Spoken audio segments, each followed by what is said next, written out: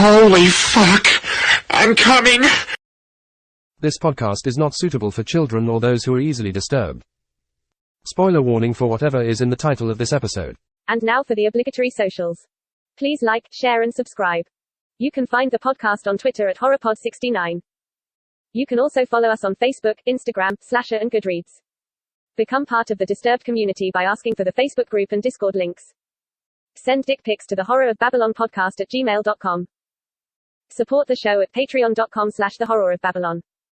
In closing, you can let your friends know that the Horror of Babylon is available on YouTube, Apple Podcasts, Spotify, Audible and all other major podcast apps.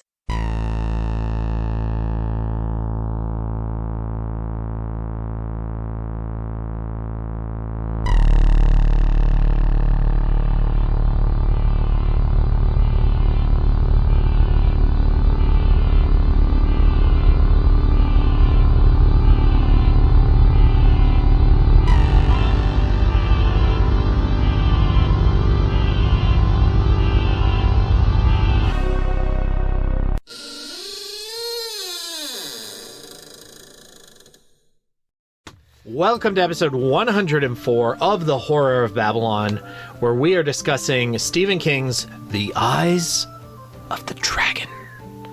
I am Ryan, and with me as always is Daniel. Say hi, Daniel. Hi, Daniel. And Hef's here too. How y'all doing? Good Hi, to be Hef. here. Hi.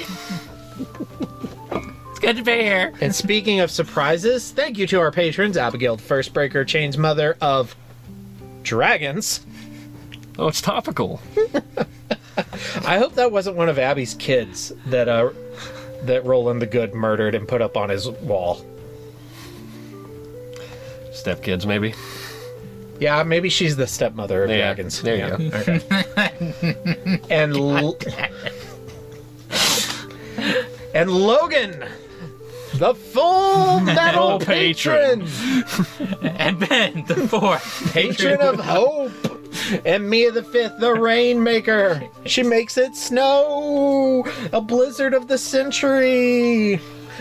The kingdom of Delane has never seen a storm like Mia the Fifth. And thank you to Horsemen Comics and Gaming, which you can visit at the Morgantown Mall in Morgantown, West Virginia, the Mall at Robinson, Pittsburgh, Pennsylvania, or in the Spire of the Needle in the kingdom of Delane. And once Delane gets Wi-Fi, you can shop at shop.forhorsemancomics.com. And if you make it into the store, say hello to the proprietor, Ronald III, Grampus of Christmas, who I gotta tell you my origin story about how I met Ron. So, I was at the Morgantown Mall one day, and the owner of the mall was there, and he had a gun to Ron's head. And I said, stop, what are you doing? He's like, well, this shop owner has a broken leg, so I'm going to kill him. I'm like, no, you don't kill him. He could still have a good shop. And he's like, no, once a shop owner breaks his leg, he's useless. His store will never make money. So I had to talk this guy into letting me, keep him, and I had to, come into the shop every night and put new bandages on Ron's leg, but eventually it worked, and the store did well, and I proved that guy wrong, and it was just such a story. Why is me picturing Ryan bandaging Ron's leg so sexual in my head? Because everything is sexual in your head. Alright, you know what? I deserve that. Our history with The Eyes of the Dragon. You said, Hef, we're doing this for the podcast, and I said, okay. So I bought it and read it. Ryan said he wanted to read this, so I was like, alright. So I downloaded it, and I read it. This was the second Stephen King book I ever laid hands on. Not the second one I ever read. But when I was in high school, I had an English teacher who read a lot of books, and she always had books in her classroom. And this book was there, and I picked it up, and I knew of Stephen King because of my horror movie, going to the video store rental phase, but I never actually read a Stephen King book at that point. And I picked it up, and she's like, "Oh, that one's shit. That one's his fantasy book." Was this Rainbow? Yeah. Oh, I knew it. She's like, "That book's shit." I'm like, "Oh, I want to read it," and then I didn't read it until I actually started reading Stephen King books with it, and then different seasons, and this was probably like the fourth or... I think I did Pet Sematary, The Shining, Doctor Sleep, and then this book. So it was like the sixth Stephen King book I ever read. The first time I read it, I was like, I liked it, but God, it was just like, it's so different. I feel like it was a hot tub, and I just had to get used to how different it was, and it was strange. And this is my second time reading it for the podcast, and I would think I was just able to accept how different it was and really sink my teeth into it, and I just fucking love this book. I just thought it was so great. Rainbow thinks I'm a scourge upon the earth. She thinks everybody is. Okay. Yeah. It's nice to know I'm not special. Yeah. Nobody is. That's Nobody's special. Nobody's special. I agree. Everybody's special. Nobody's Their own special. way. Yeah. Nobody's special. The vampire's a pure myth, superstition. I may be able to bring you proof that the superstition of yesterday can become the scientific reality of today. All right, background. This is an epic fantasy in a quasi-medieval setting. It is a novel written by Stephen King. He wrote it for his daughter, Naomi King. It was published in 1984. At the time, Naomi was 14. This was one of the first times that Stephen King deviated from the genre that he is best known for, which is horror. It is by far not the last time that he will deviate from the horror genre. It has a clear influence from European fairy tales, and upon its release, it was generally well received by critics. Stephen King fans, however, not universally, but it was not as well received by like the hardcore fans. They considered it a kid's book, which, I mean, he wrote it for one of his kids. So, and it actually, the fan rejection of The Eyes of the Dragon led directly to him writing Misery.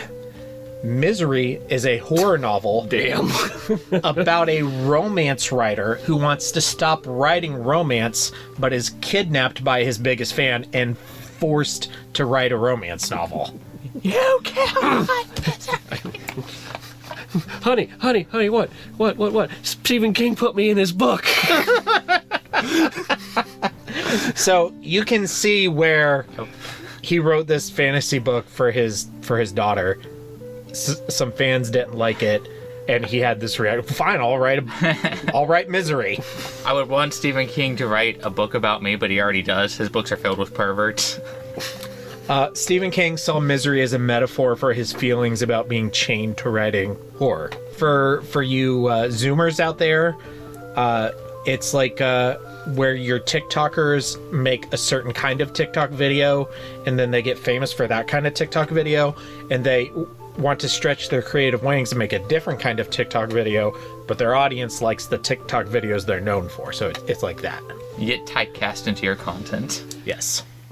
The original title of this book was The Napkins, which makes a lot of sense, but I'm glad he changed the title. It makes perfect sense, but I'm so glad he changed. I don't know if I would have read it if it was called The Napkins. Yeah. I'd be like, is this about some killer napkin? No, It's about napkins. I probably wouldn't have even seen his name on it. I just thought, an Amish romance. Oh, we should steal this title. And that's when Geraldine Yoda picked up my napkin from the ground, brushed it off, and I knew she was the one. She was the woman that I would eventually grow a beard for. I'd get to see her ankles every night. Her lips were full and sensuous, not unlike the apples I picked from the tree this morn. And We're good at We're this. really good at this. and then Horror Babylon Amish romance book. this book has never been adapted, but there have been 3 planned adaptations, all of which had been announced and then canceled. In 2001, the French animation studio WAMC Entertainment was supposed to release an animated theatrical film based on this novel. They had the project in production for so long that they lost the rights to it, and it was never made. In 2012, Sci-Fi obtained the rights and announced they were going to either make a TV movie or a miniseries. Was never made. There's not a stated reason. In 2019, Hulu announced it was going to do a TV adaptation of the novel with Seth Grahame-Smith, a.k.a. Pride and Prejudice and Zombies and Abraham Lincoln Vampire Hunter, writing and producing. It was canceled due to budget reasons and a leadership change at Hulu.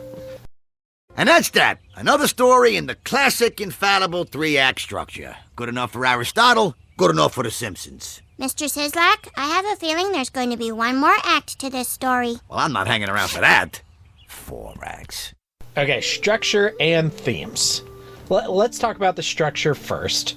It has an explicit narrator, very much like a typical fairy tale, that it addresses the audience directly and even goes as far as to, like, dump on himself and say, like, oh, if I were a better storyteller, I could tell you what Thomas was thinking about, blah, blah, blah, blah.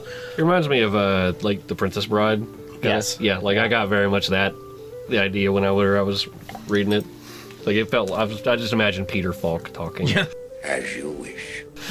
Peter Falk. More like Peter Fox. So the audiobook of The Eyes of the Dragon is read by Bronson Pinchot, who, if you've seen The Langoliers, he's the villain in The Langoliers. Oh my god, you're kidding. No. He's also my favorite performance of Randall Flagg is Bronson Pinchot. Peter! I'm coming, Peter!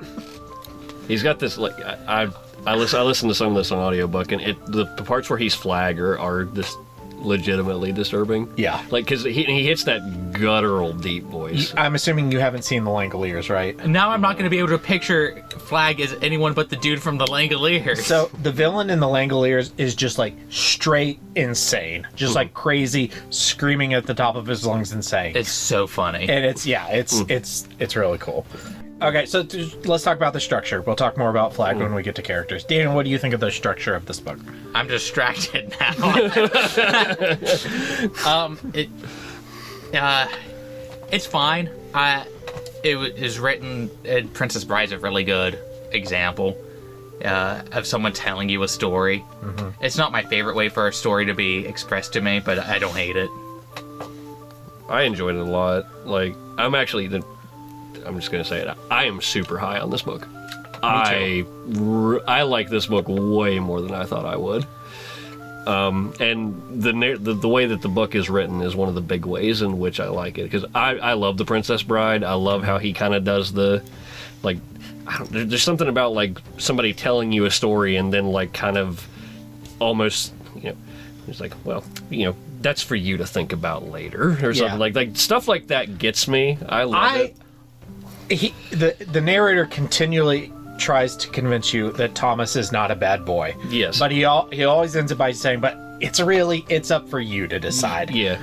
I don't think he's bad, but... Yeah, I'm just like, God damn it, Columbo, can you please quit making me feel things? I also really like narrators. I really like being told stories.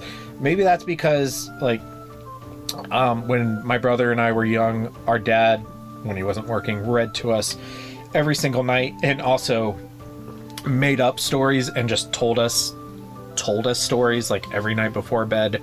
So that's cool. It's a very nostalgic thing for me. So I've always liked this type of format of storytelling, and I can definitely see where a lot of people would hear this or read this and be like, "Oh, this is kids crap." And it is a kid's book. He wrote it for his daughter. Mm-hmm. I don't know if I call it kids crap. It's just not my favorite way for a story to be expressed. Mm-hmm. I mean, it does very much feel like a fairy tale, like a Grimm Brothers, not quite so dark and gruesome, but but like that sort of fairy tale. I like epistolary novels. I like I really like third person omniscience. Those are just my preferences when it comes to it, and I wouldn't want every book I read to be like this. No, this. I think it works very good specifically for fairy tale books. Yeah. I think that this is the genre where this sort of storytelling excels if this is how you want to write. You couldn't do a crime drama like this. I kind of want to try. I would like to be like you tell it from The like serial murderer wasn't a bad man, but you can discern that for yourself. like have it be like an old cop in a bar telling you a story. Yeah.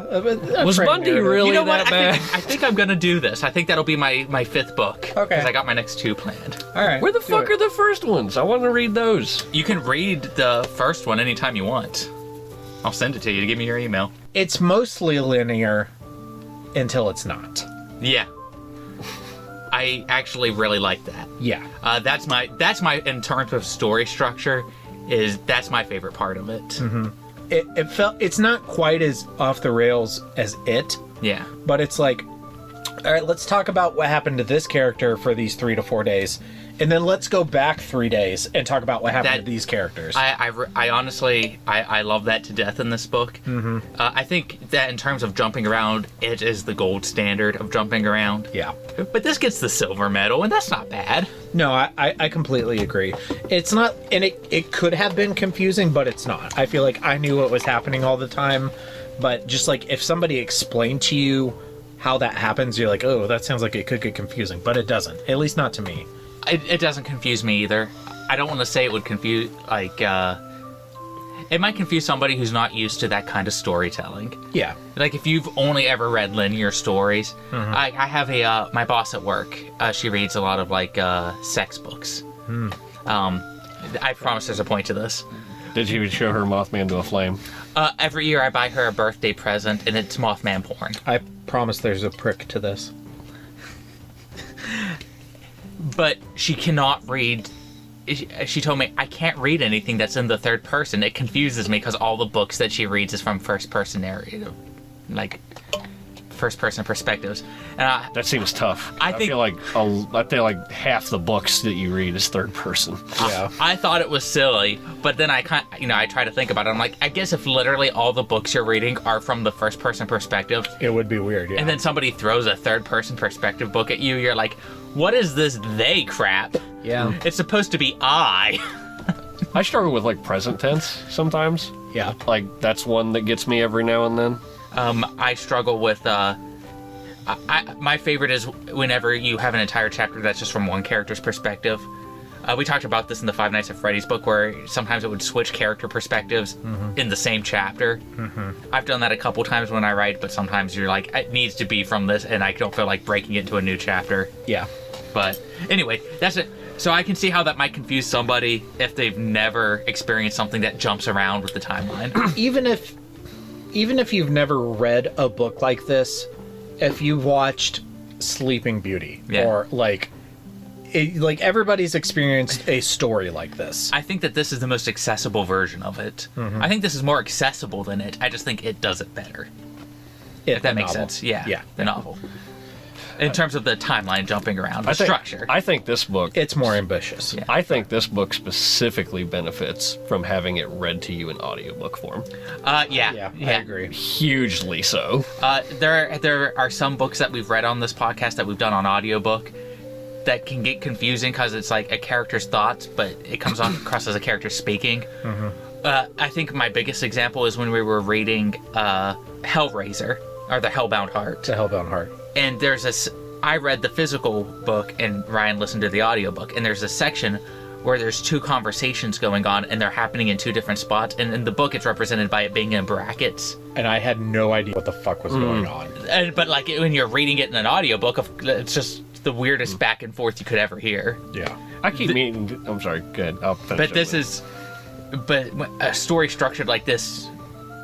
It's a storybook being read to you. It's it comes across very much better as an audiobook, in my opinion. Yes, and that's huge for that one. I very much enjoyed, I started this book, reading it, just normally. I try to do that with every book, but then eventually I just kind of ran out of time, as you do. So I got the audiobook because I was just I'll just get some, some extra reads or whatever. Are you looking up more audiobooks read by this guy? But no, it's by Peter Falk. No, I'm just looking to see if he ever narrated a book. I mean, Audible doesn't have one with him. I mean, he's been dead for a while. I think the main point of discussion, at least for people who read a lot of Stephen King, is how different this is. So we'll start So Hef answered first on the last one. So Daniel, what about this is different, but also, do you see anything in this that you feel like is typical of a King book? It could be anything. I think it's a very atypical King book. A lot of the stuff that I usually look for in a King book is stuff like there's certain stereotypes he uses, and his witticisms. He has like these God, I don't know what you call it. The way he he compares things to like he has certain phrases that like these turns of phrases, like close enough for government work. Yeah, like he says that in like every book. It's very like 1950s ish. There's not a lot of that in this. Yeah, like almost none. And a lot of King is also I like hyper violence. Maybe not as much as extreme horror these days. Yeah, but he's kind of known for his hype. The violence in this book is pretty scaled back. It's fantasy violence. It's like, yeah, people get their heads chopped off and put onto spikes, but like we don't get like visceral descriptions of the heads. No, I'd say it's pretty PG. Yeah, I could see. We were talking about like how there's these failed adaptations that just didn't get made. When I was sitting here like listening to it, the thing I kept picturing. I'm sure you've seen the animated Lord of the Rings movie. Oh my god, I love it. That's how I pictured this in my head, was the animated Lord of the Rings movie. The adaptation I want for this is an animated theatrical film. Yeah, and that's how I would animate it, is something like that, where you like take live action actors and then animate over them. Oh god, I love that movie. If I ever get famous enough to pitch an idea to a studio, that's what I would pitch, would be this movie done like that. That's my favorite film from 1978. I like that you have something that specific. Well, I'm working on. You saw his spreadsheet. Yeah. Come on. I'm working on a list of my favorite film from every year.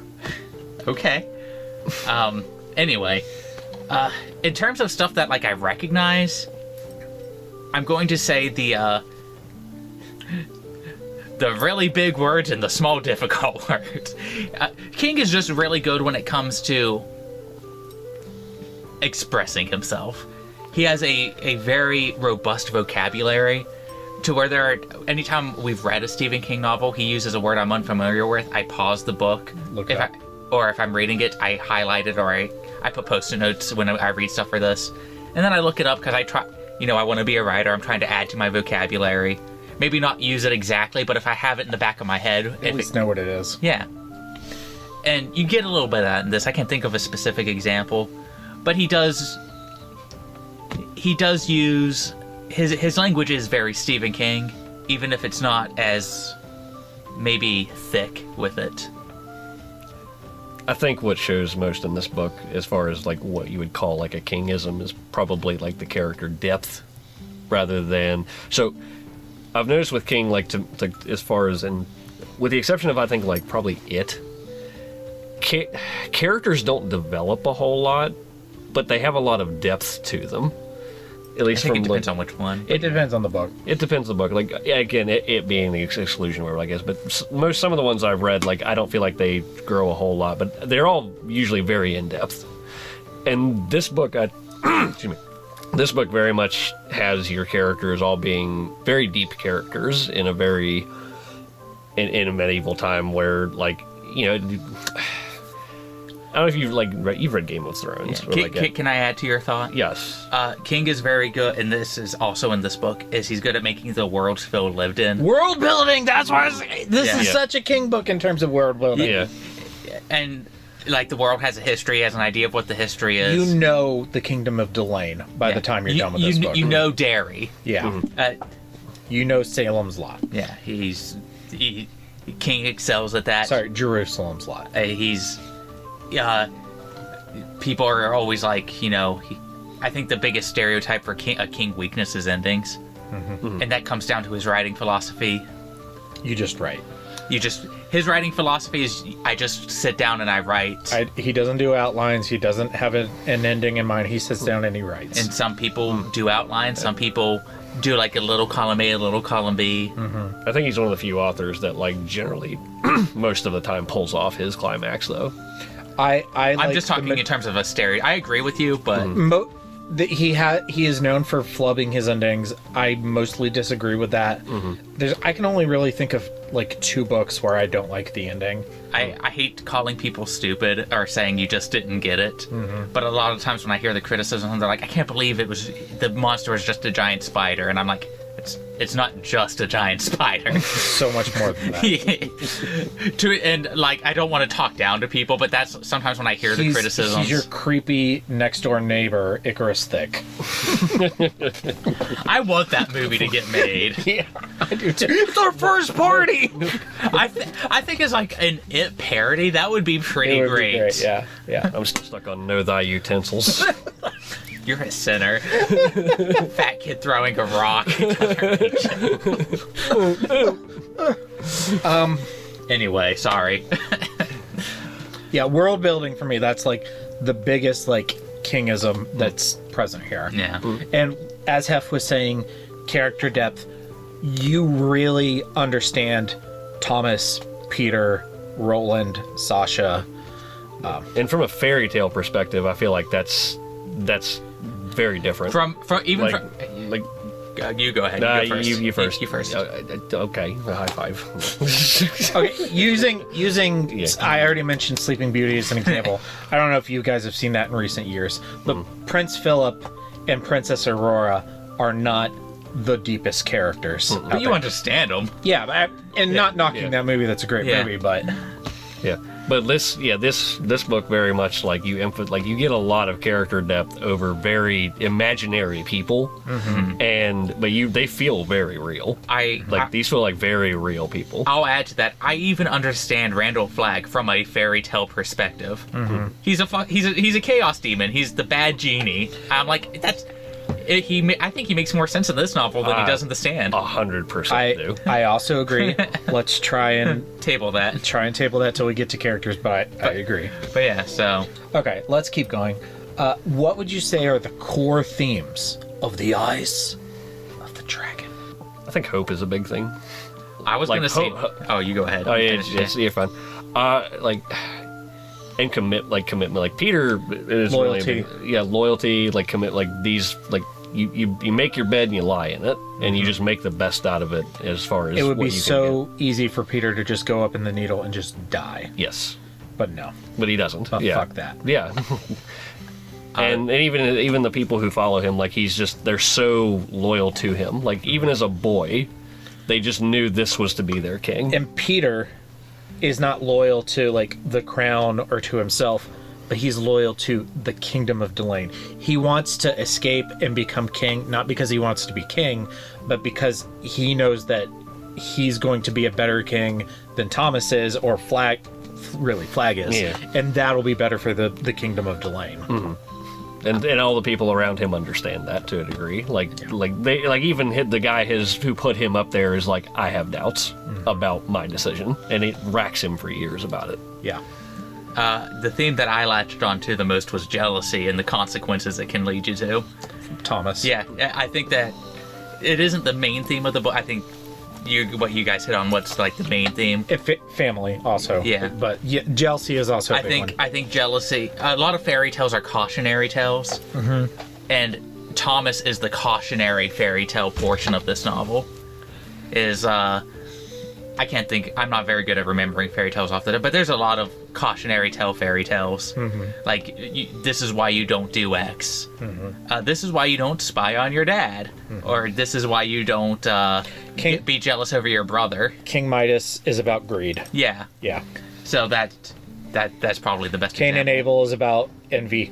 Yeah, so... Ryan, that's a Bible story, not a fairy tale story. Shut up. But that's probably the one I latched onto the most because... Samson mean I have to have long hair to keep my strength.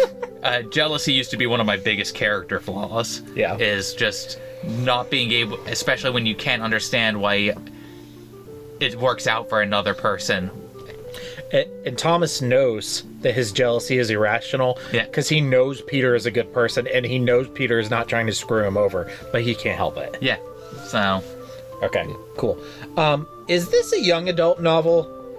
It's about teenagers, and it was written for a teenager. It doesn't read like... When I think young adult novels, I think of a thing that's written in a certain way, and this does not read or be read to me as most young adult novels that I'm familiar with. I think that it would probably be categorized in that just because of like the content. It's so. A lot of people call young adult a genre.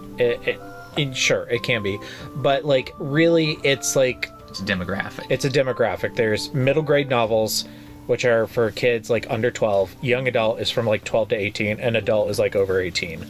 And this, but by definition, young adult novels are intended for teenagers, and this was intended for a 14-year-old girl, and it's about teenagers. Yeah, so like, in terms of demographic, yeah, this is 100%, but in terms of what I'm used to reading, because so many of them are written the same. Compared to modern young adult novels, like...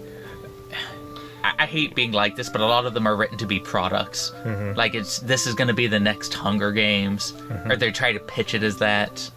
If you liked this, then you'll love this new series. Buy all 5 books of the Maze Runners.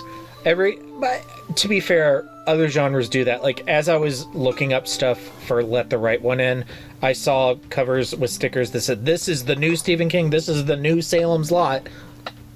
So, yeah, I think it's that's from your perspective as far as like whether it's young adult or not. I tend to not really worry too much about what something is set into a genre, because I think if you just stick a genre on it, like that kind of takes away from what it could be. So example would be this one. So you could say it's a young adult novel. You could also say it's an adult novel, because I believe that some young adults would struggle with this fairy tale because, the themes in it are a little bit heavier than what is typically seen in a young adult novel that's kind of like a genre, as opposed to an actual reading level. I guess I'd give this to a 12-year-old. I'd be fine giving this to a 10-year-old. I didn't say I wouldn't. Yeah, this would, when I try to get him on Stephen King, this is probably the one I'm going to start with. Yeah. This is a book that's just like, it doesn't necessarily fit any genre other than it's a fantasy book. Like, whether you want to talk about adult or young adult, that's entirely perception. Like, and yeah, I mean, it doesn't marketability. matter. No, it's it doesn't. They're just words. No, I agree with that. So just real quick, I actually did a little bit of reading on the history of the term young adult as it's applied to literature. So that term first came about in the 1960s, but it didn't really find its way until into the common language until Harry Potter, Twilight, Hunger Games, and not even Harry Potter, like Sorcerer's Stone, but like the later ones. Because the thing about Harry Potter is that it grew up with its audience, and it kind of started as children's novels and kind of evolved into young adult novels because the people who were reading them grew up as they were being published. Yeah. Well, now they're 16. I mean, you can feel that in the books, though. Like if I remember Order of the Phoenix? Yeah, like that one feels so much different than what the other ones do, and it's because you have that push towards like adolescence, like the real. I still haven't read the books. It's very good. The 5th one is so much longer than it needs to be. So, I haven't read them in a long time, but when I first got into Audible, the first thing I did, like probably most people, is go through all the Harry Potter books. And I actually remember enjoying Order of the Phoenix the most, probably because it's so radically different from the movie, because the movie is probably the worst. By far. Yeah. Because I mean, I think it's the longest book. Yeah, like I think it is. Like page wise, I think it is. Yeah, it's the longest book, but it's like the shortest movie. Yeah. Young adults books, like I don't tend to pay too much attention to that, because some of my favorite books would be considered young adult in the genre. I'm not a big young adult reader. However, I do read every single Star Wars book, which means I read every single young adult Star Wars book, and a couple of them are like my favorites. And I also do love Harry Potter, and Percy Jackson is okay too. My favorite book is Ender's Game, and that's probably technically a young adult book. But it just doesn't read like a lot of the other ones that my friends have made me read. That's also like an older book, so it's not like the same. It doesn't have like the same like. A lot of the young adult books that come out now are trying to, like you said, be a product. Like I see how much money Twilight and Harry Potter and Hunger Games have made, and I want to try and replicate that, but also tell my story. See, one of my favorite young adult books is called The Contender. And he was the contender. I mean, it's about a young African American boy that he grows up in Harlem, and like he's just watching his best friend is falling into drugs, and like he just is trying to find a way to like escape from, like, not literally, but like, you know, just get out of his head. So he goes to a gym and he starts learning how to box. And it's kind of like, you know, throughout like his, you know, it's like a shonen sports anime. He gets kind of an amateur boxing stint where like he has like 5 fights and, you know, like is able to gain confidence and actually make it so that like he becomes sure enough of himself that he can get the rest of the way through his life. And it's very short. It's like you can read it in an afternoon. Yeah. But I think it's one of the better, it's one of my favorite books, and realistically, if you look at it, it's very much a young adult book. Yeah, I mean, we all have our favorites. Like, for me, like Star Wars Lost Stars. Ender's Games, yeah. So. Yeah. And I will have a link in the show notes for a very cool article from CNN on the history of young adult literature. Very, very interesting read. They're coming to get you, Barbara. All right, so let's jump to characters. And I've got these grouped. We're going to start with the royal family of Delane. And of course, we have to start with Prince Peter. Daniel, what do you think of that, Peter? He's a good boy. He's a good boy. Yeah. Some would say the best boy. He's very good at that I'm just innately good archetype. Steve Rogers, kind of. And that's not to say he's perfect, because he's not. No. But he's that I'm trying my best to be moral person, the character. Mm-hmm. Steve Rogers. Yeah. Yeah. That's one of my favorite character archetypes, and he does it well. So that's a character archetype that sometimes I really love, like Steve Rogers, and sometimes I just can't get behind. See other characters, Superman, Clark Kent, and I don't really have like a really explicit reason. I don't know. Maybe it's because I liked Captain America: The First Avenger way more than I liked whatever the first Superman movie was that I saw. I don't even remember the first Superman movie I saw. Peter fits the. I mean, being a fairy tale aids this book a lot. Yeah, because like. It makes a lot of things that would really bother you about something like this, and the characters and the archetypes in which they're representing. It makes it a lot easier to swallow. Willing suspension of disbelief is always easier in fantasy. Yes, and the character archetypes that these are all fulfilling very much represents that. Mm-hmm. And Peter is an excellent, probably the best example of the book of like, you want him to be good because he's the good character. So the choices that he makes and the things that you're going along with, if he did something that wasn't good, you feel offended by it because that's not what his character is supposed to be. He's supposed to be the good boy. Yeah. It's not an in-depth explanation, but you get one that I think is good enough, which is his mom talking to him about the napkins, which just kind of impresses upon him the importance of the small things. God. Dog. Yeah. Whoa! Yeah. And it's just this one small, simple lesson that is enough for you to go, he realizes that the small things are important. It matters if the horse's leg will heal or not. It matters if his father will just like a glass of wine. And that carries on to that innate good stuff. Like, I didn't need a 2-hour explanation of why he's so good. That segment was enough. Yeah. So he feels like King sometimes has black characters and white characters. Peter is absolutely a white character, and Flag is absolutely a black character. But I was going somewhere else. No, like he has explicitly good and explicitly evil characters. I get that now. But he sometimes has some really good examples of gray characters, and I think this book has a very excellent example of that. Prince Thomas! He's not a bad boy. He's sometimes a sad boy. He beat a dog to death. Have we all not done that at least twice? I have bad days. Hef, what do you think of Thomas? I think Thomas was one of the bigger parts about this book that I really enjoyed because, like you said, there's a gray character in here. But Thomas is like... It's hard to kind of explain shortly, but like he's a very... he is that point you're reading in the book where you just feel bad because you just know he can do better and he just doesn't. Mm-hmm. And you as the reader, me as the reader, I shouldn't say you, how I experienced. I felt genuinely bad every single time that Thomas made a bad decision. I did have sympathy for Thomas. Mm-hmm. Or sympathy. Shit. Empath, or it can be probably both. Yes, sympathy is sympathy is I understand because I feel you. Empathy is I have experienced it with you. And I have also done bad things and known they were bad things, and you know Peter didn't kill your dad. You know Flag killed your dad, but you're scared, right? Yeah, but I mean that also like builds up for me. Like that's such an important feeling to have in a gray character such as Thomas, and I think it's hard to pull off. And I hope that I would do better than Thomas, but I think in that situation I would also be scared. Mm-hmm. Flag's a big, powerful magician.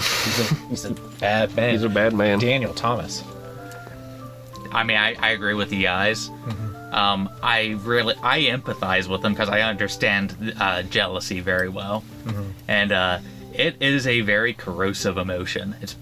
I would say it's probably more corrosive than something like hate because jealousy is something that you justify. Hate is sometimes something that you recognize as irrational. Envy is definitely one of the better homunculi. Yeah. Laura Bailey. My heart. I know, right? I found my autograph of her the other day. I had her autograph the pea bread shirt. I think I have a Laura Bailey autograph somewhere. It's a shirt that just has a piece of bread. It's a loaf of bread that has peed. It peed. I understand it. There's a loaf of bread with a face, and there's my only regret is my mom found the shirt first and she washed it. So now the autograph is faded, but it's still there. Anita. I was like, I've never worn this shirt for this exact reason. I thought you bought it for Baby Penis. No, I bought him something completely off the wall.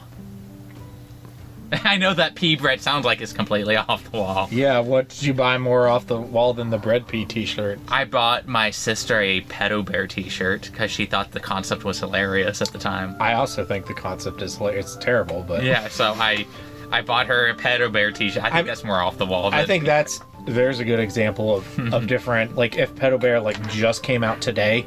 I probably think it was... Yeah. Oh, yeah. No, like that. But when I was 20, I was like, that's so funny. Like, you want to talk about memes that I don't make anymore? There you go. Yeah.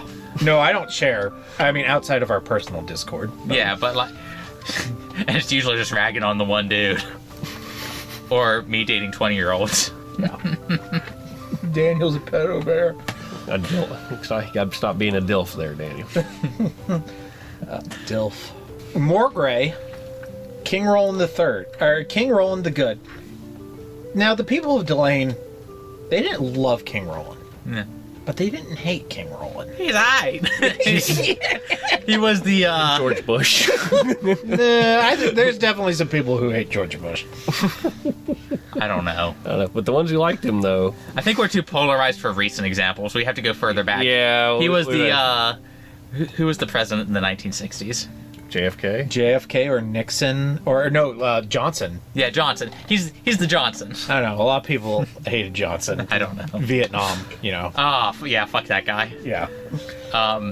Anyway. Just stop. We're not going to get to a president that He's wait, who's? Oh fuck. The king in Game of Thrones. The king in Game of Thrones? From the first book. The fat one. Yeah, I know. The King... Henry VIII. Henry VIII. He's Henry VIII! As long as you're not his wife, it's great. I have that in Kiss Me Fat Boy. Don't say it yet. Don't say it yet.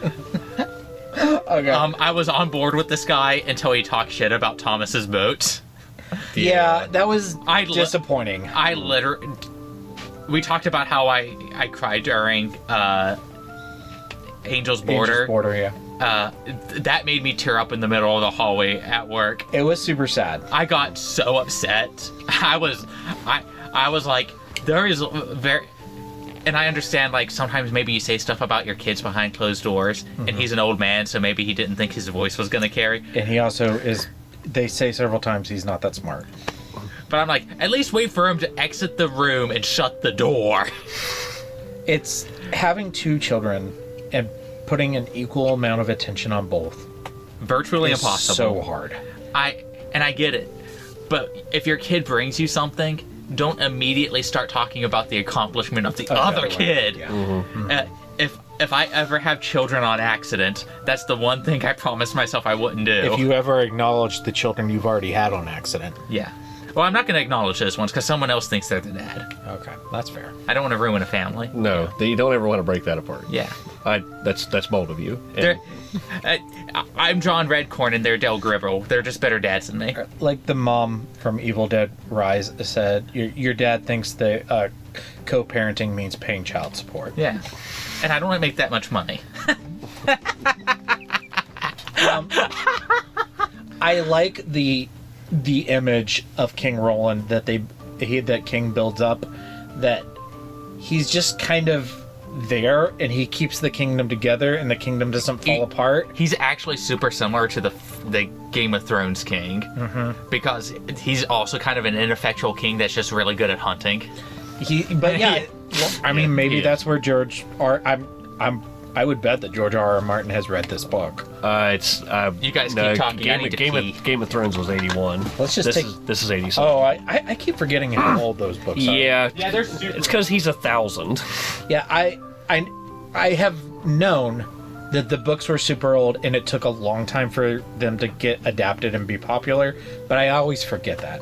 Yeah, and there's a very strong gap of time between all of them. Mm-hmm. Yeah, I mean, of course, it's one of those things, like, people are so pissed off that he's I don't know if he's actually said these, like, I'm not going to write any more of the Song of Ice and Fire books or whatever like that. But to be fair, he's now got more money than he'll ever need for the rest of his however the fuck long he's going to be alive.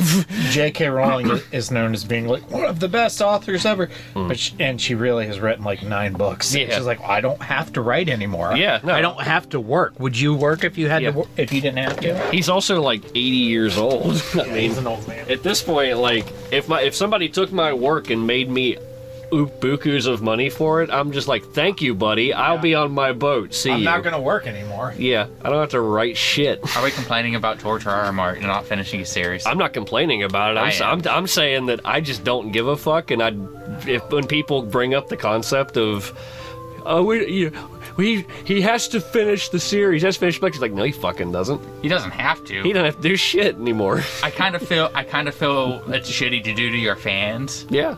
I think it's actually kind of a shitty thing to pull, to just go, I've made my book, you guys can just not have it. Here's my thing. I think if you are an author who has a series that people really enjoyed, your priority should have been to finish the fucking series in the first place. Yeah. And he did not do that. He wrote... he's written... dozens of side books. Oh, like a bunch of books and that he could have used. I get wanting to write other stuff. I really understand that. But I think I think that fans sometimes they go a little... I do agree, fans go overboard. But at the same time, I think it's just kind of shitty to go... made my book from you guys. I'm not arguing that. Like, I'm telling you, I understand his perspective, but I'm also saying I understand his perspective because I really don't think he actually gives a shit about his fans. I know he doesn't care. Yeah, I mean... It's why I've stopped giving him money. Yeah. I don't buy Game of Thrones or anything with his name on it anymore for this reason. Yeah, I made somebody upset whenever I talked about this because I'm just like, you can complain about it all you want. So I understand you're upset about it, but, like, be mad at him. Yeah. I mean, I also can tell you that if I was in his position and I was him and I didn't give a shit about my fans, guess what? I'm not writing any more books. I made more money. You have 2 options. Work, not work. You have enough money that you don't have to work. Yeah. Yeah. Artists are not obligated to create art. Yep. But this is also coming from somebody who's never read a single Game of Thrones book or never seen a single episode of Game of Thrones. I could have a very different tone if I was... I think the worst part is people tell you to just watch the show, and I'm like, I can't, because there's characters that become important in the books that don't exist in the show. Yeah. And characters physically end up in different places in the show that they're not in the books. So the story can't possibly end the same way. Same thing happens with Walking Dead. Yeah, so I'm like, anyway. I've ranted about Game of Thrones enough. That's okay. I also had a rant, so I think we both win. Queen Sasha! She's such a good mom. She is best mom. Best mommy. Yeah, Mommy-san.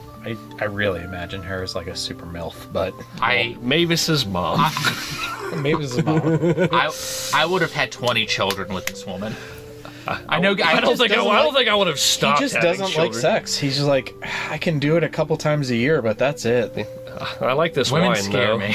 I understand, like, and that's a real thing that some men do experience.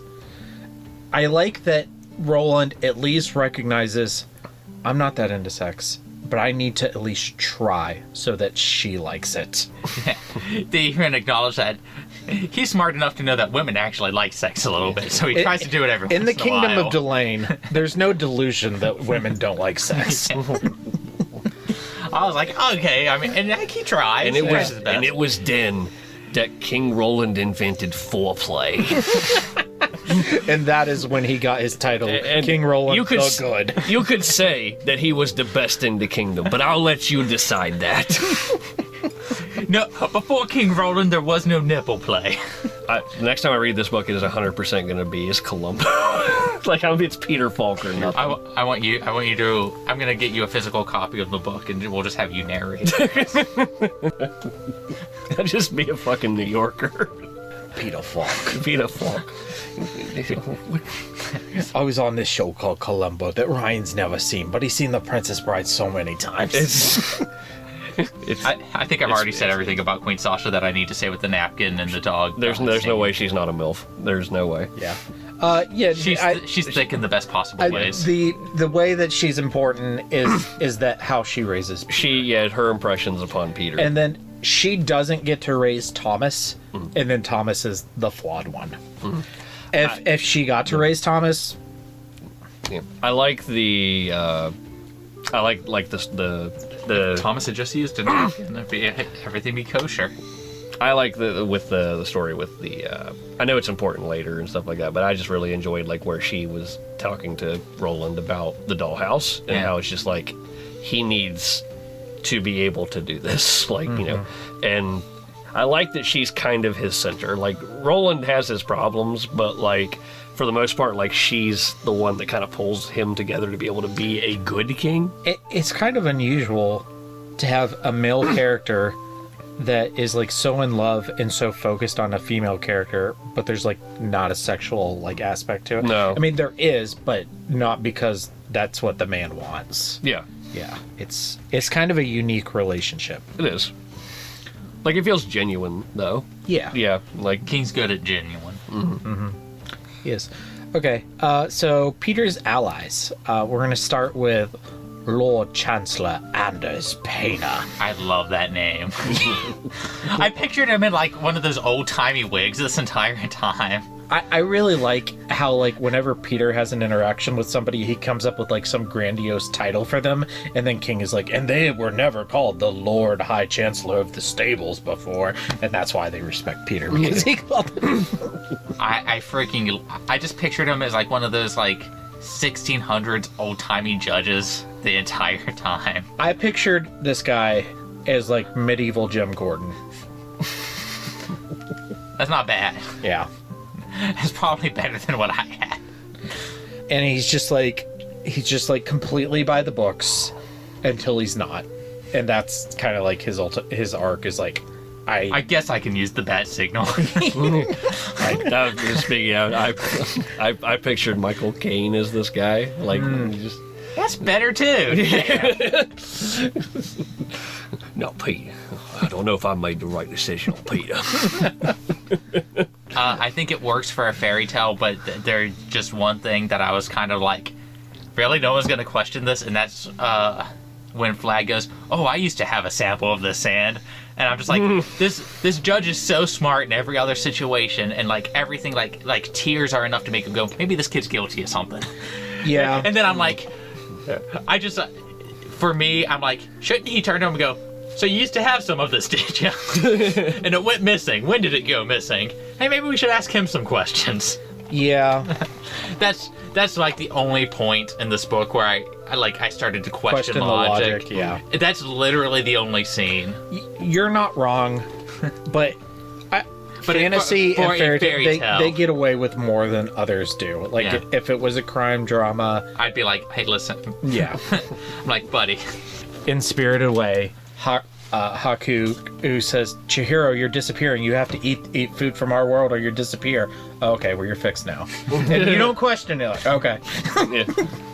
It's the genre. Just for You gotta get your name back. for a dude who's like billed as like this investigator that's always by the book law stuff, who already hates Flag and is established he hated Flag. I was like, okay. I think that the issue that King tried to get across is that Pena made an emotional judgment on Peter's case, and then that influenced the rest of his investigation. I mean that's literally what happened. Yeah. But spoilers. That's my Koontz. That's the only scene in the entire book that bothers me. It's loose. I agree with you. But that aside, like, I agree with you. You're not wrong. Yeah. But I like how like everything else like comes together at the end, and it's like the King does like such a good job of like setting all these little pieces in place that all come together at the end. For a dude who makes it up as he goes, he's good at that. Yeah, he is good at that. Okay. Dennis. Noble Dennis. Dennis deserves a last name. So much so, in fact, that the three of us right now are going to do what Stephen King could not. We are going to give Dennis his canonic last name. I want something Scottish. Something Scottish? Okay, let me look up a list. I don't know why I kept picturing him as a Scot. Dennis Stodd. That's Ben. Yeah, Dennis Stodd. They adopted him. He has a family now. Okay, Clan Campbell, Cameron, Mom Junction? No. Mom Junction? Yes! That's Queen Sasha. Yes! She's Mom Junction. House of Bruce, Gordon, Douglas, Craig, Clan Fraser. I'm Dennis Fraser. I want to be a Clan Fraser. Angus Robertson, Clayton Cunningham, Mackenzie, Dennis Mackenzie, Dennis Ferguson, Dennis Ross, Dennis Wilson, Dennis Hamish. Dennis Hamish, not bad. Ainsley, Dennis Ainsley. Wallace. Wallace ain't bad. I like Wallace. I'm all about the Wallace. How does Dennis Wallace sound? Clark's a Scottish name. I didn't know that. Dennis Clark. Dennis Clark. Dennis and Clark. Nah. No. Angus Robertson. Dennis Blair. Make him Hollywood. I don't know. I'm kind of high on Mom Junction. Buddy, that's your sexual preference, not your actual name. Yeah, I'm changing my last name to Mom Junction. We're going to Wikipedia. Scottish Gaelic, not Anglican. Thank you. Yeah. Dennis Gaelic. Bane. Ballantyne. Bowie. Boyd. Dennis Bowie. Caird. Callum. Yeah, those are. I like a lot of these. Erskine. Erskine. Not Dr. Erskine. Is that's a character from something, right? Is that what's his face from Thor? I have no idea. Magok. Nick Gobheim. Yeah, that's the one. Selkirk. That fucking Cthulhu sounding summon. Mac at your tier. Tier. Oh, if we're gonna do Mac, look at the McCabe. McElroy. McElrith. McGregor. Farmer McGregor? This one you just fucking made up. McLemore. McNeil. Mogok. Okay, now I'm pretty sure that's a devil. Mogok. That's Dennis McGill, single female lawyer. That's the Having lots of sex. Damn it. You have no idea how often that gets stuck in my head. It goes from it goes from B to F and then skips to M and then goes to U. It's the Scottish didn't believe in vowels, apparently. I mean, that's clear from just D and U. That's clear from a lot of these. Feminine surnames. Oh, there's only 4. And they all start with Nick. Nick Lloyd. Nick Lid. Nick Lloyd. I don't know. Maybe we're not up to the task of naming Dennis. Mom Slayer. Sir Dennis. Whatever. Mom Junction. Sir Dennis of Mom Junction. McAllister. I see the way you look at paintings of my mother. Macabre. But my lord, I had her. Selkirk. Okay. All right. I'm sorry. I love Dennis. He's like, to me, he's the Samwise of this book. He's a good best friend. Yeah. Other thoughts? I don't have a lot more in depth to say about a lot of the people that are left. Yeah. They serve their purpose well, and that sounds like brushing it off, but it's a fairy tale story. They did good in these roles. Okay, so just including Ben and Naomi. Yeah. I mean, they're Peter's allies. Frisky. Yeah. Frisky. I mean, I had Kojak on the stand character list. I cannot exclude Frisky. You know what? Yeah, Frisky pretty good. Frisky's a good boy. Kojak, Cujo, Frisky. Cujo is not a good boy. What's Judd's dog's name? Cujo wasn't a bad boy. He was just a bitten boy. He was a sad boy. What is Judd's dog's name? I can never remember. We've talked about this Rudd. before. Right. I remember what Henry calls Mike's dog.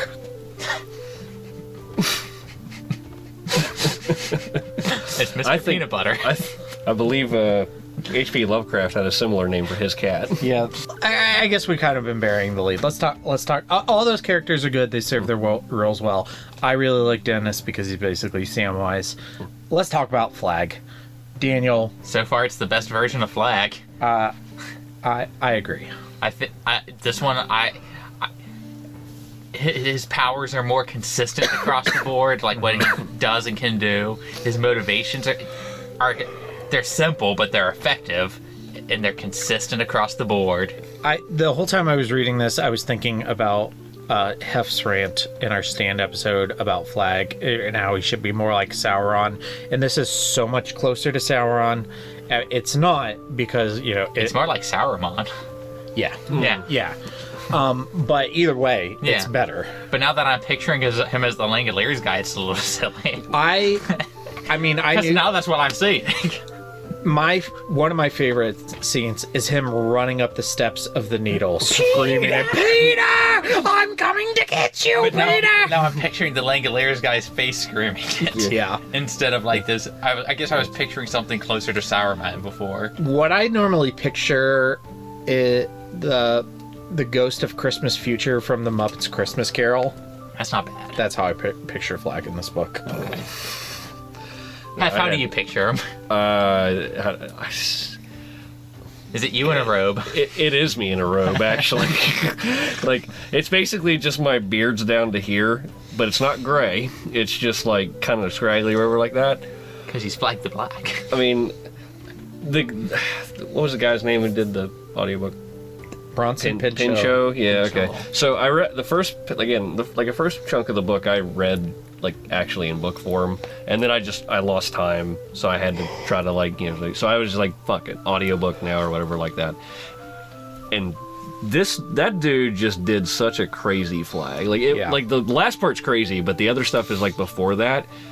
He whispers. He whispers, and there were a couple times I was just like I had to turn up my fucking radio to be able to hear him. So I'm like, what the fuck is going on with it? And it is haunting.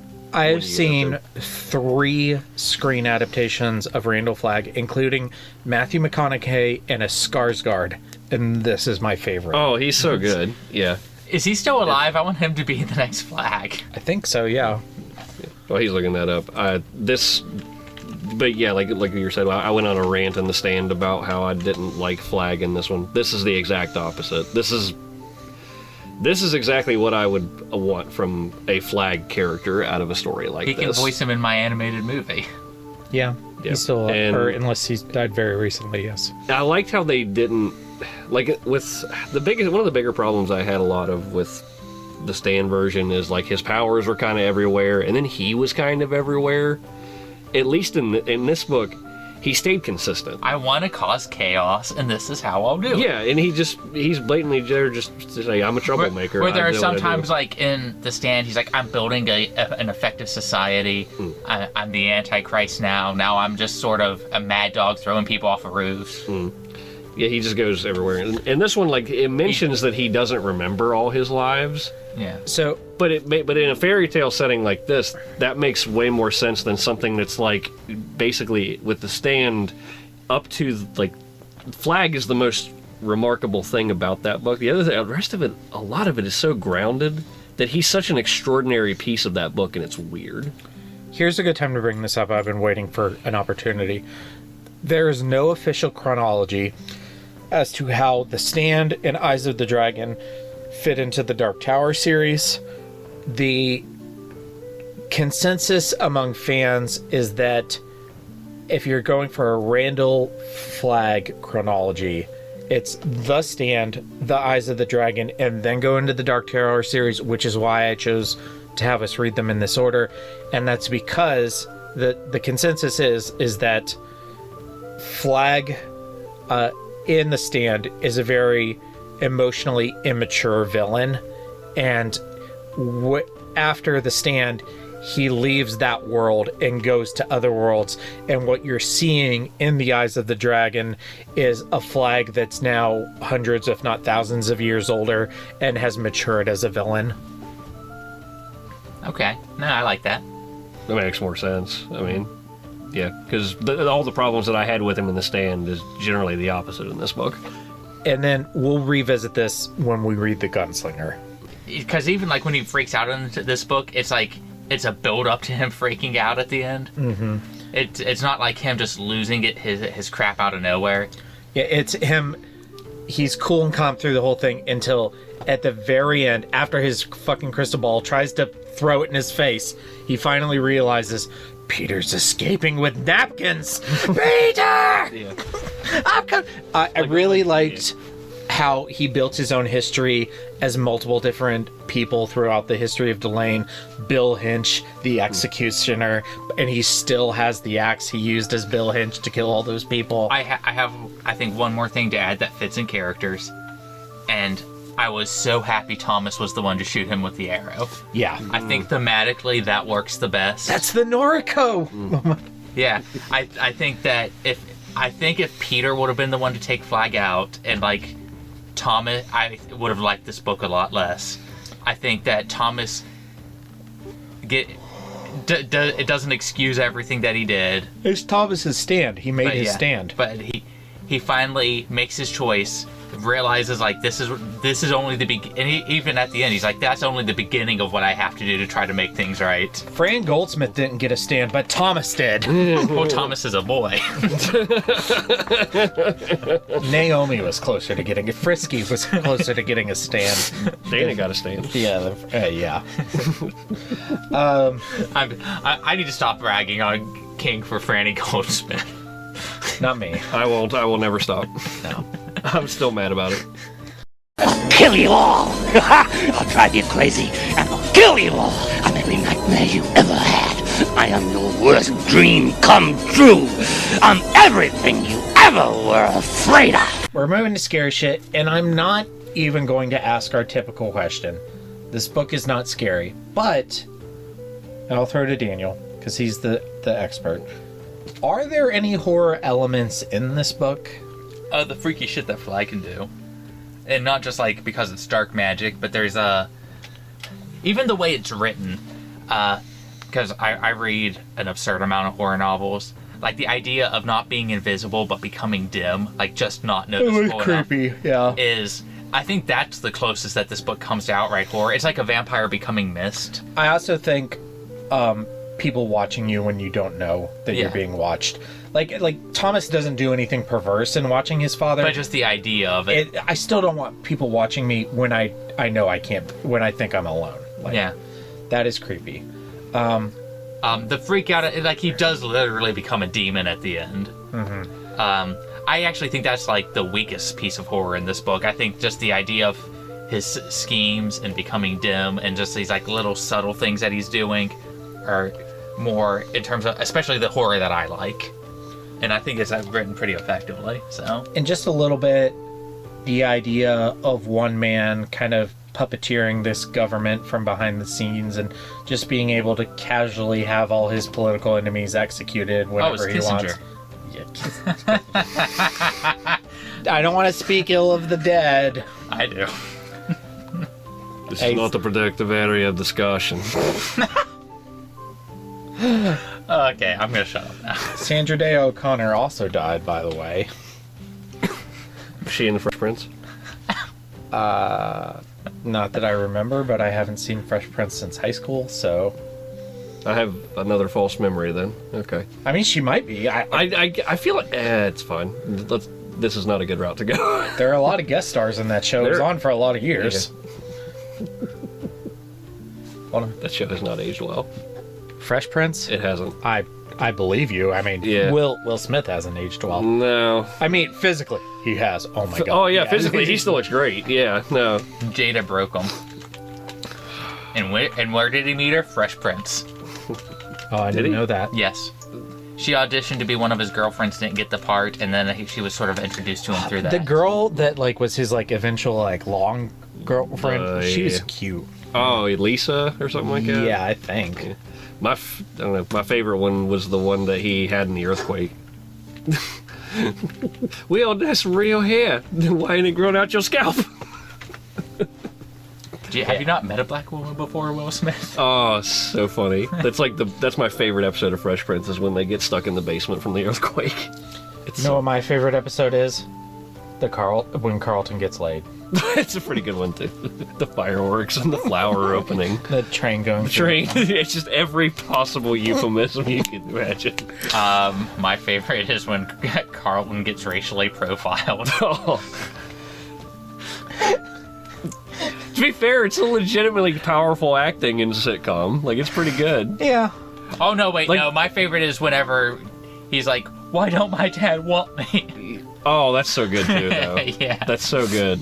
There are some legitimately It's a very good memeable. That's what throws me about the show. There's some legitimately powerful moments in that show, but overall, it just has not aged well. It's because they had legitimately powerful actors doing a sitcom. Avery Brooks is a very good actor. Yeah, so when they have these legitimately powerful moments, they really stand out, but most of the sitcom is written as a sitcom. And sitcoms generally, I feel, don't age well. There are a small amount that do, but yeah, a lot of them don't. I think most of them are just products of their time, and if you can enjoy it for that, that's fine, but... There's some that do.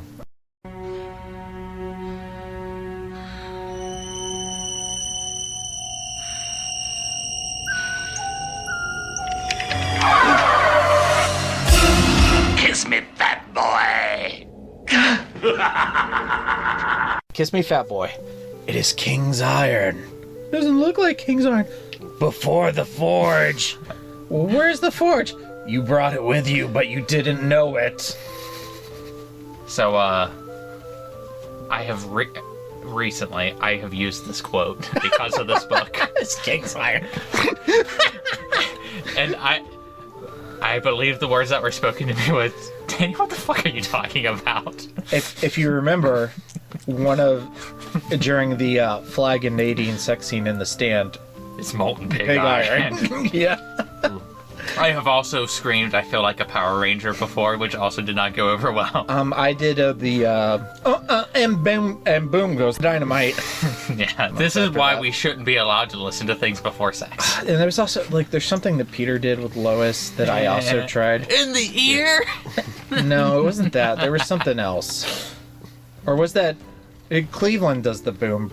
Gives the dynamite, yeah. There's something Peter did that I also did. She gave me herpes. No, it was yeah! I don't remember. Yeah. I'm gonna look up Peter's sex scenes and send you a bunch of them. The one sexual thing I can think of that, Jackie will bring up on me every so now and then is there was one time we were having sex and then, all she said was, "You're such a good husband," and that made me come. And she will not let me live that down. I mean, it would make me come. Holy fuck. I'm coming. I think we found the intro to our episode. Sure. I don't remember. I feel like there was also... I don't know. I used to watch way too much of that stupid show. Yeah, same. My nephew watches a bunch of it, but I'm like, he's 17. Yeah. Scary shit. I try to introduce him to better things.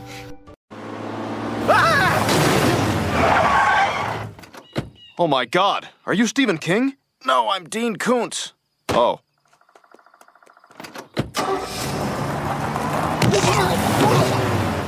Okay, Kings and Koontz. Oh fuck, King. My King is just. I love horror novels, but I'm just happy to be doing a little fantasy. That's my jam. That's my number one fantasy. My number one genre. You're gonna love some of my suggestions then. Yeah, we need to do that. But I guess if I have to like pick something from the actual book, it's just like the world building. It's the Kingdom of Delane. I just love the little mentions of the dwarves. They're like, oh, those. There's no dwarves. There's no dwarves. I love it. I love the way the. Is he a butler? The judge is. Arlen. The way he's read. Yeah. He's Mellow. a little effeminate. I fucking love it. He strikes me as that's how the headless body of Agnew would speak if he wasn't the headless body of Agnew. You know what? Okay. I remember it was Paul Bettany, like he's just like from A Knight's Tale. Yeah. I just remember saying, "Squire, do not answer when you're not talked to." Absolutely, my lord. It's just like that. It's just like that flat. Just yeah. The last Star Wars novel I read highly involved Paul Bettany's Star Wars character, and there were several scenes where I pictured him as his Knight's Tale character. So just nude, just naked all the time, and naked with Amelia Clark. Just ooh. Oh, buddy. File that away for later. My King is the world building. The Kingdom of Delane. Love it. Daniel? Thomas is pretty great. Yeah, everything about him. I love him. And guess what? This is not the last time you will see Prince Thomas. I was actually going to ask, did they ever follow up on this ending? You will see Thomas and Dennis again. Okay, cool. Does Dennis still not have a last name when he's in there either? No, it's Mom Slayer or whatever. Mom Junction. Mom Junction. All right. Dennis of Mom Junction. Dennis of Mom Junction. All right, that's it. I'm changing. I'm not going to write under my name anymore. I thought Starsick was a great last name to write for. No, it's Mom Junction. Good one. It's Mom Junction now. You have done what Stephen King could not do. Do a power move and just turn that into your signature for everything you do now. Mom Junction. My King is just I love the way this is written. I love that this is just so unique to a lot of things, and I love the Princess Bride. Yeah, I love the orative nature of it. I'm going to do a crime drama as this style now. So yeah. I'll do a western like this. Yeah, just to try it. Oh, wait, that's the gunslinger. Never mind. In the west of Delay. All right, so down in Easton, Brooklyn. We're snaking, so half your Koontz and then back. I don't have It's hard. one. Yeah, I know. I don't have one. There was not a single part of this book I did not enjoy. Like, I cannot... Like, the only thing I can think of is, and you brought it up, is quite literally just the weak evidence as far as, like, hey, flag should be who you're looking just at. Just that flag came... It wasn't just like that there was weak evidence. Is that flag is literally like, oh yeah, I used to have this exact poison, and I know exactly how it's working now. Well, he says it because he's trying to use that as evidence. I had some, and it was stolen. Yeah. Well, but at the same time, I'm like... Well, and he goes off of the boy cried. Like, that's just being a kid, man. Yeah. But that's that being a reason was not even with that, I don't think that's like bad. I just think that's like the only time, because how many episodes have we recorded where I'm bitching about like the logic of something? More than one. Yeah. Yeah, but that's the only time throughout this entire novel where I went, the logic of this is a little bit weak, and then I just kept listening. Yeah. But this is like the only real weak thing. So if I have to have a Koontz, I guess it's that, because I genuinely don't have a problem with anything else in this book. Yeah, and Daniel, you already said that's your Koontz. Yeah. I thought I came up with one and I forgot it. It's too short. It's too short. No, I actually think it's kind of this is about the perfect length. Yeah. maybe it could be just a smidge longer, but I think I'd leave it as is. No, I think this is just about perfect in terms of... I even like the way they ended it. Like, it's just like every character has a finality except the ones that don't. Actually, I think... Oh, I remember. Mike Koontz was that Dennis deserves the last name. He should have had the last name. That was Mike Koontz. He earned it, damn it. Okay. Mother Junction. Hef, you're up first for rankings. Ugh. I fought with this a lot. It's number one. Ooh, it's a real good book. It's number one. I'll tell you, I have it high. Not that high, but I have it high. It's number one. It's a real good book. I think wait a year or two and read it again. I think it's a lot better on a second read, too. Who's second? Daniel. Well, it's not my number one. Yeah, I kind of assumed it wouldn't be. Let's see here.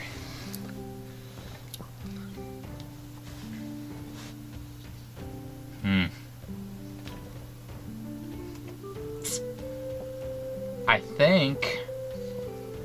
Okay, I liked it more than Abraham Lincoln Vampire Hunter. I liked it more than Watchers. I liked it more than The Bone Farm. I'm going to put it right above Carmilla. So above Carmilla and below The Only Good Ending is your new number 17. Yeah. And I think it's my new number 7. Yep. Basically, I couldn't really... I absolutely love this book. I couldn't really in good conscience say it's better than Dracula or Frankenstein and just a couple of the really good Stephen King books, but... I'm trying real hard to base mine off of enjoyment of a thing. I really enjoyed the book. I just like horror more as a genre than I do fantasy. And I just like, like fantasy more. I'm generally... this is a very big exception because I'm generally not that big on fantasy novels. I recently so I think fantasy is my favorite, then science fiction, then history, then horror. I think the fantasy I like is like really stupid shit like Conan the Barbarian. I'm really big on. I'm like, it's like a power fantasy with some hyper violence. I'm like, yeah, that's great. I'm interested to read The Hobbit after reading this book.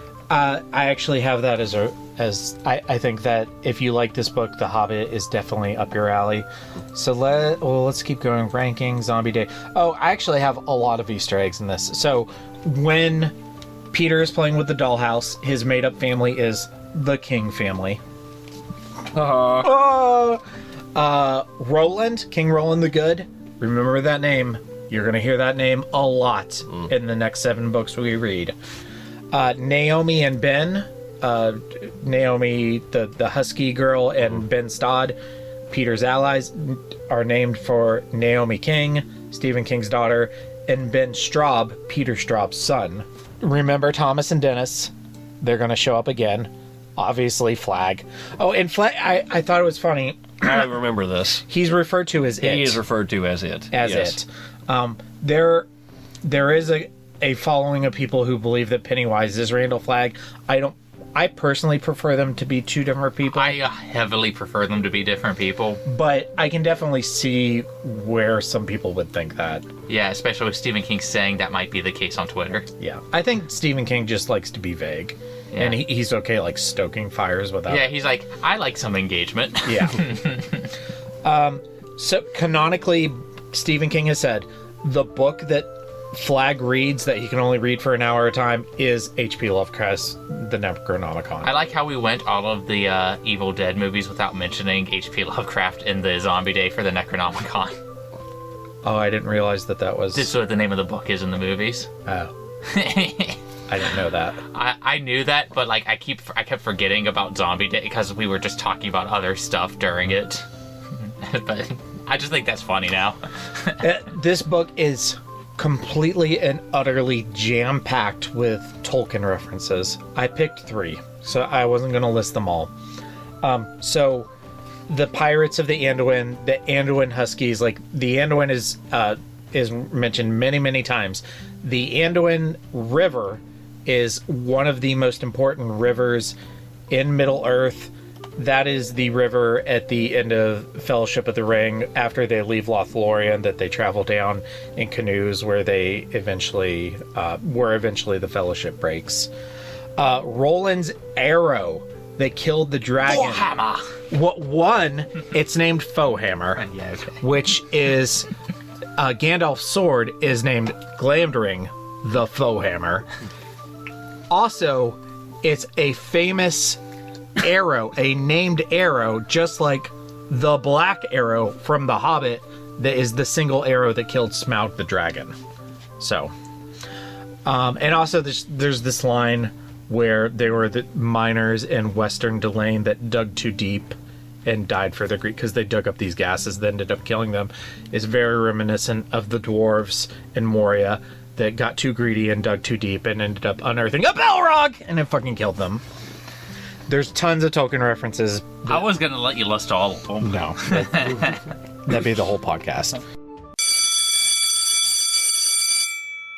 All right, homework. You just heard the school bell. That means your homework is due. The homework assignment for this week was, what seemingly useless everyday item would you use to escape the needle? Or would you have just, like, taken the crown and told Payne a second because Peter had that option? The answer is my feminine charm. That is not an everyday. That's so uniquely you. Every time I tried to come up with something for this particular question, I just thought of that scene from Monty Python and the Holy Grail where the prince is locked in the tower. And he basically is like looking at the guards and they're both looking at him, and he just takes an arrow, ties a note to it, and he just... and it goes out the window, and it fucking goes into Sir Lancelot's assistant, and he's just like, "Message for you, sir." It's pretty good. And then Lancelot comes and basically slaughters everybody in the castle to come rescue him because he thinks he's a princess. That's what I imagine would be like how I would get out of a castle. When we were juniors in high school, a couple guys that we knew had a Halloween costume party that Hef and I were both invited to. And this is the experience that I had at this costume party when I was a junior in high school. The two things I remember from it are that Hef showed up as the Black Knight from Monty Python and the Holy Grail, and the girl I was dating at the time told me she wanted me to touch her boob, and I told her I wasn't ready, and she broke up with me like a week.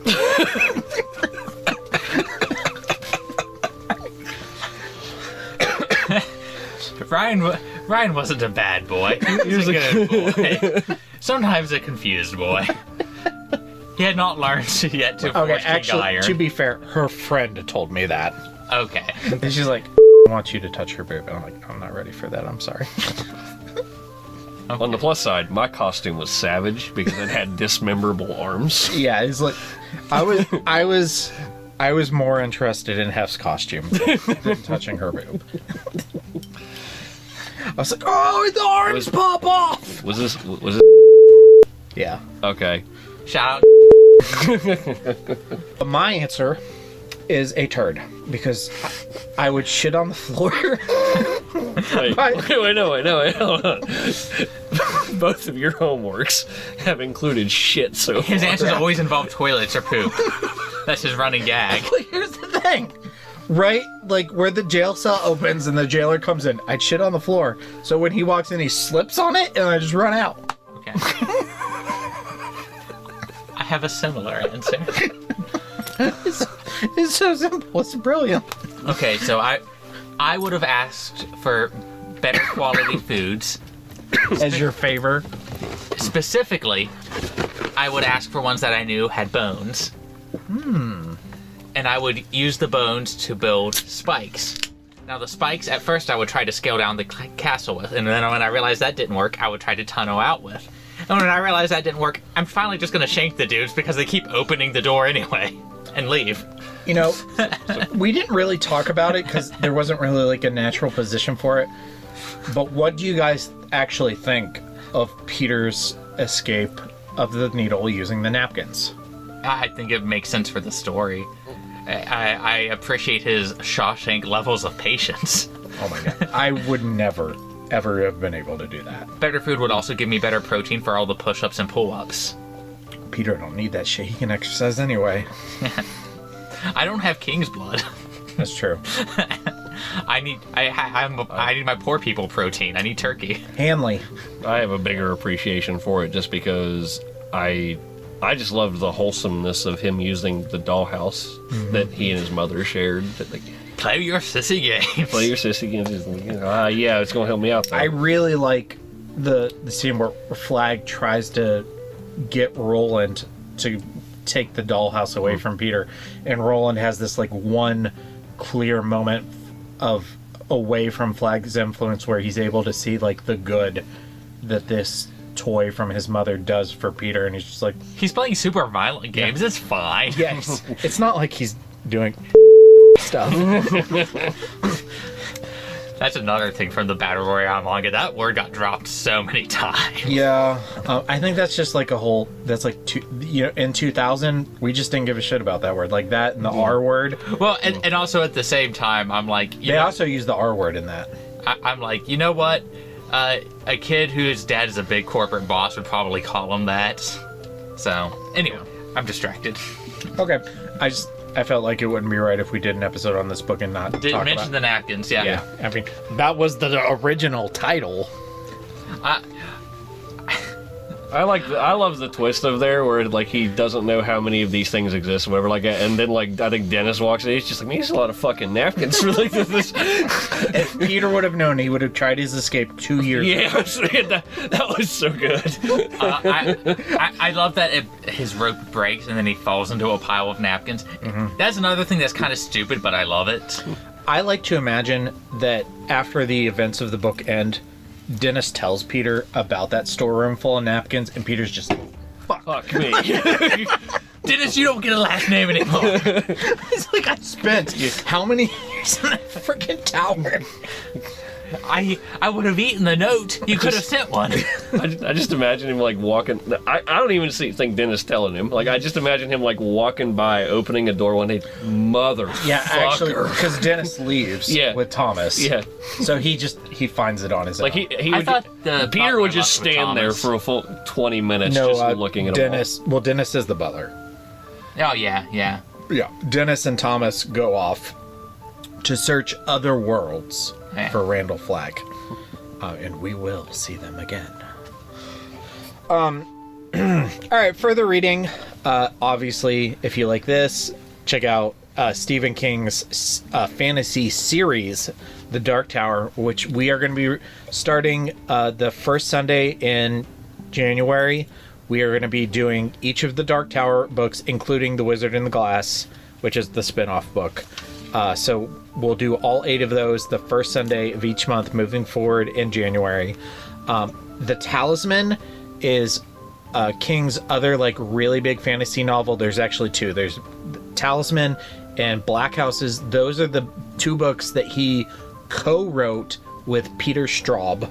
And if you listen to our Stand episode, that's also the book that has Tom Cullen's The Werewolf. If you like this book and you haven't read The Hobbit, read The Hobbit. Also, I have Misery as a recommendation. They're not similar at all, but it just know how Stephen King feels about it. Yeah, it's just like if you care at all about like the life progression of the career of Stephen King, read Eye of the Dragon and then Misery, and it's just so funny. I mean, he also wrote The Dark Half because he was pissed that someone outed Bachman as him. Yeah. And I'm like, man, Stephen King, you're kind of spiteful.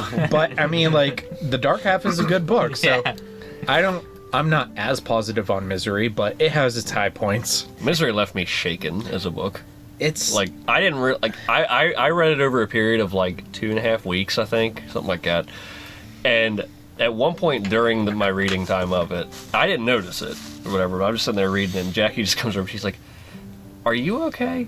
And I'm like, "I mean, yeah." I was like, "What's going on?" Or whatever. She's just like, "You seemed really depressed." Like these last, and I didn't put it together for a while that I was like, you know, this book is really very depressing, and apparently, like other people in my house that lived amongst me noticed. Apparently, I was sadder than usual. It's not a happy book. It's not quite Pet Sematary, but it is different from a lot of Stephen King books where mostly there's bad things happen, but there's some sort of optimistic ending. Misery's ending isn't, completely depressing, but it's not a happy book. No. But it's what the big thing about Pet Sematary versus Misery that I had is I think Pet Sematary. I'm trying to think of how to phrase this. Pet Sematary was at least it kept me interested to the points. There's points of Misery that is just sad to be sad. Yeah, it's morose. It's just I could almost feel like he was in a worse place writing Misery than he was with Pet Sematary. No, I agree. I think Misery is worth reading as a Stephen King fan because it's an important book in his career, but it's actually one of my least favorite books of his that I've read, and it's one of the few where I think the movie is better than the book. Yeah, you don't walk away from it feeling really good. Misery. I know. Yeah. I'm not arguing. Just saying. I'm miserable. I'm Stephen King. Do you guys have any recommendations for people who liked The Eyes of the Dragon? If you want... Niner. That's his name, Niner. No. Sorry. If you want, the quote-unquote mature version, like Game of Thrones. That was my recommendation. There's a lot of similarities. And if you want Asian TV series Game of Thrones... Shogun! No, Marco Polo. Oh. I haven't seen Marco Polo yet. Well, it's like Shogun with incest. So better? Wincest. Yeah, it is kind of hot, honestly. Incest is okay as long as the siblings are hot. No, it's mom and son. As long as they're hot. And I was like, Mom Junction is back in town. I was watching and I was like, man, she must have had him when she was 11. Well, I mean, when did it take place? Either that or she works out all the Marco Polo. It's 1600s. So yeah, probably. Yeah. Is that the one on Netflix? Yeah. Okay. Maybe I'll watch some of that tonight. It's pretty good. I like it. It's well, I've never read or watched Game of Thrones, but the way everybody I talk to describes it, it's like Asian Game of Thrones. Okay. With sex and martial arts. I mean, this sounds like... Those are two of my favorite things. This all sounds great. Okay. Yep. Hobbit, Game of Thrones, Misery, Dark Tower, Talisman. Cool. Upcoming on the Horror of Babylon next Sunday, we are reading again. I don't know what the hell I was thinking, but whatever. So we are reading the 2 of the 4 Battle Royale mangas, the original manga by Masayuki Taguchi, and also the spin-off of the novel Battle Royale Angel's Border, which is just real good, by the way. So if you have a chance to just spend an hour on that, read it. I ordered a physical copy. I liked it so much. Yeah, I'm probably going to do that too. I think it's my favorite piece of Battle Royale media. Part of me is going, I might just take those mangas off of eBay and buy the 5th one now. Just let me know. If I can justify spending that sort of money. There's my bid. I've got $400. Nice. And then on December 17th, we are wrapping up Battle Royale coverage with the amazing and wonderful high-quality film Battle Royale 2 Requiem. Sorry. At least we might get to make fun of Battle Royale more that time. I think my goal... I haven't rewatched it yet. My goal is to just at least try to have fun watching it. Yeah. Watch it with the dub. You'll have more fun. I don't know if I can have that much fun. My Emma's in the phase right now of thinking that subs are better than dubs, and she watches Beck and I watched all of the first season of Haikyuu dubbed, and she's rewatched it 2 times now in the sub instead of the dub, even though she watched the dub. And I had that phase. Yeah. And speaking of people who are going through a phase, thank you. That might be your best segue. Thank you to our patrons. Abigail, the first breaker of chains, mother of the... is Niner your child, Abby? Please message me and let me know, because I gotta know. And do you have a junction? Because of the mother. Not really. Oh, wow. They're already starting to get real necked here. Hey, Logan, you're a cool guy. Logan, the Full Metal Patron. And Ben, the 4th Patron of Hope. And Mia, the 5th, the Rainmaker. She makes it rain, yeah. And Four Horsemen Comics and Gaming, which you can access by Anduin Husky Ski Sled with Frisky at the lead. I had to replace all the Huskies except for Frisky because Frisky just doesn't tire. But you can buy Husky Sled. You can make it to the Morgantown Mall in Morgantown, West Virginia, or the Mall Robinson in Pittsburgh, Pennsylvania. You can also use this strange magic box to shop at shop.fourhorsemencomics.com. And if you do that, please let them know that you were sent by those weird people on that one magic internet radio show called The Horror of Babylon. And especially if you happen to be conversing with the white wizard Ronald III, Grampus of Christmas. Don't give him any napkins. Oh, he never uses a napkin. Roland the Good is like one letter away from being Ronald the Good. And this is the end of our story for this evening. We hope that you have enjoyed this program. Yeah, I have to cut Peter Falk into this episode somewhere. You have to. Somewhere.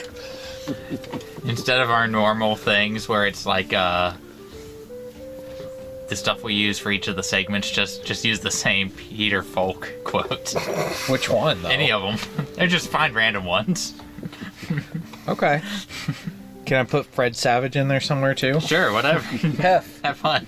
I'm down for that. Versus battle. Fred Savage versus Ben Savage. What does Fred Savage even do, other than The that Wonder movie? Years? I didn't watch those. Oh, it's such a good show. Is it? Hold on. I'm strictly... Hello? Yeah. I'm strictly Hi. Boy Meets World. The Wonder Years Oh. and Austin Powers and Goldmember. He's the guy with the mole on his face. Mole! Morning! I mean, I'm going to go with Ben Savage because, Boy Meets World. Yeah. I mean, also, can we also... I'm gonna have you boys about to meet his maker. Boy Could Meets be. World's pretty... The Wonder Years was kind of like the 80s Boy Meets World. Oh. Yeah. I do not recall. I just remember... I the didn't biggest like thing I either of remember those, about so- Boy Meets World was I where we wouldn't went think from you would. season 3 to season 4 because Topanga came back with boobs. Because I think that's when that transition happened. 2 to 3, because the first 2 seasons... Actually, no, you're...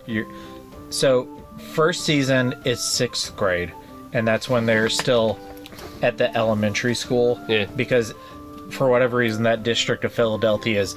Elementary school is like K to 6, and then high school is 7 to 12. And it's season 2, they go to 7th grade, which is high school, but it may not have been till season 3 when Topanga got boobs. The first fake nude I ever saw on the internet was Topanga. Because I Googled it. Yeah, that's up there, I think, for me, too.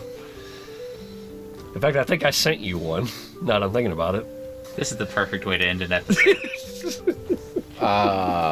Thank you both for reading for the first time The Eyes of the Dragon. I will read it again. Yeah, it's so good. It's legit. And thank you to our patrons. Stay tuned for our socials. And Abby, I hope that Roland didn't kill your son Niner. Well, actually, we don't know if Niner is a boy. I shouldn't assume. We should just use they, them, so in cases we don't know. I hope that Roland didn't kill your child, Niner. Because, like, even Niner, like a... Is it because it's her 9th child?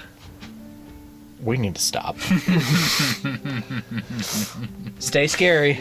Ian, now I think you ought to go to sleep. And now for the obligatory socials. Please like, share, and subscribe.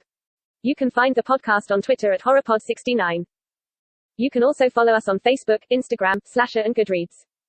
Become part of the Disturbed community by asking for the Facebook group and Discord links. Send dick pics to the Horror of Babylon podcast at gmail.com. Support the show at patreon.com/the Horror of Babylon. In closing, you can let your friends know that The Horror of Babylon is available on YouTube, Apple Podcasts, Spotify, Audible, and all other major podcast apps. Stay scary.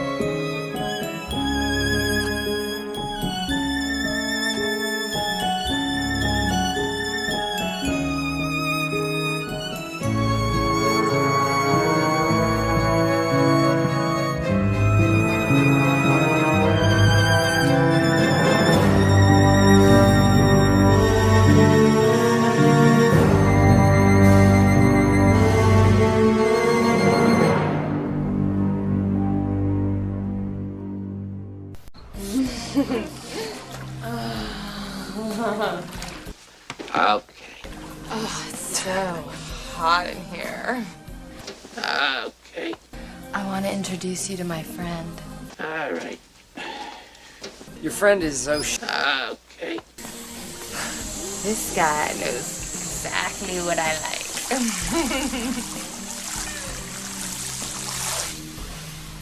Where's your friend going? Oh. Shalom. This is how I'm gonna warm up for you. Okay. That's always good to warm up. You don't want to pull something. Oh. Okay. Okay. Okay. Okay. Okay. Okay. Okay. Wow, this is graphic. Okay. Okay.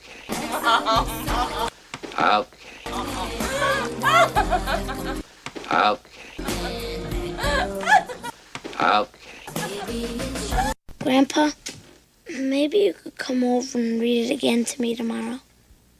As you wish.